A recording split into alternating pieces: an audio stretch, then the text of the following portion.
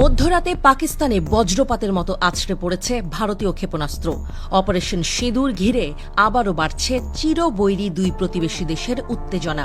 ঠিক এই উত্তপ্ত পরিস্থিতিতেই পাকিস্তানের রাজনৈতিক আকাশেও উঠছে নতুন ঝড়।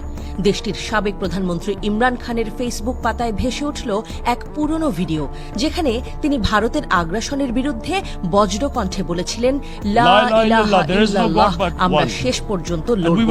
আর সেই সঙ্গে মুক্তি চাওয়া হল কারাবন্দী ইমরানের।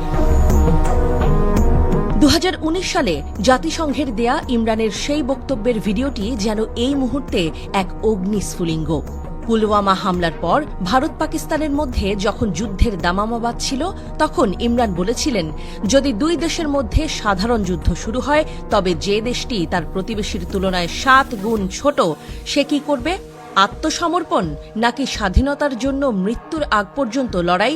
আমি বিশ্বাস করি লা ইলাহা ইল্লাল্লাহ এবং আমরা শেষ পর্যন্ত লড়াই করব। আর যখন একটি পারমাণবিক শক্তিধর দেশ শেষ পর্যন্ত লড়ে, তখন এর পরিণতি সীমানা পেরিয়ে বিশ্বে ছড়িয়ে পড়ে। ইমরানের ফেসবুক পোস্টে বলা হয়েছে, ভারতের সম্প্রসারণবাদী হুমকির মুখে একজন নির্ভীক নেতা পাকিস্তানের সাবেক প্রধানমন্ত্রী ইমরান খান এই কথাটি ঘোষণা করেছিলেন। বহিরাগত হুমকির মুখে একটি সার্বভৌম দেশকে শক্তি ও ঐক্যের সাথে প্রতিক্রিয়া জানাতে হবে। এই ঐক্য কেবল প্রকৃত নেতৃত্বেই সম্ভব। জনগণের কণ্ঠস্বর, বৃহত্তম রাজনৈতিক দলের নেতা এবং যে কোনো বহিরাগত আগ্রাসনের বিরুদ্ধে জাতিকে একত্রিত করতে সক্ষম একমাত্র ব্যক্তি ইমরান খানকে মুক্ত করার এবং পরামর্শ নেয়ার সময় এসেছে।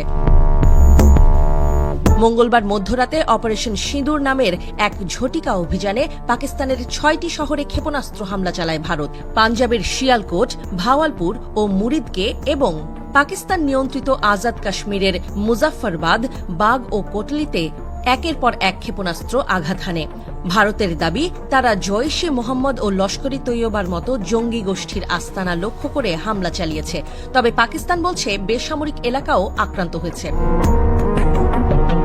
ভারতের হামলার জবাবে পাকিস্তানও হামলা চালায়। পাকিস্তান সেনাবাহিনী দাবি করেছে, তারা ভারতের 5টি যুদ্ধবিমান ভূপাতিত করেছে। সকাল থেকে জম্মু ও কাশ্মীরের নিয়ন্ত্রণ রেখায় চলছে তুমুল গোলাগুলি। ভারতীয় সংবাদ সংস্থা পিটিআই জানিয়েছে, এই হামলায় 2 শিশু, 1 নারী সহ অন্তত 7 জন নিহত এবং 38 জন আহত হয়েছে।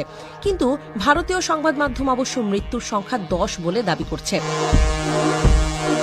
এমন পরিস্থিতিতে ইমরান খানের মুক্তি ও তার নেতৃত্বের দাবি যেন পাকিস্তানের রাজনৈতিক অঙ্গনে নতুন করে উত্তাপ ছড়াচ্ছে।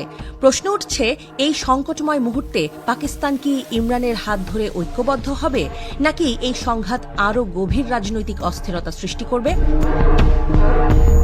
ভারত পাকিস্তানের এই সংঘাতের আঁচ শুধু সীমান্তেই সীমাবদ্ধ নয়, এর প্রভাব পড়ছে আন্তর্জাতিক মহলেও। বিশ্বজুড়ে উদ্বেগ বাড়ছে। পারমাণবিক শক্তিধর দুই দেশের এই সংঘাত যেন কোনোভাবেই নিয়ন্ত্রণের বাইরে না যায়। এখন দেখার বিষয়, এই উত্তপ্ত পরিস্থিতিতে ইমরান খানের মুক্তি ও তার বার্তা পাকিস্তানের রাজনৈতিক ও সামরিক পরিস্থিতিতে কী পরিবর্তন আনে।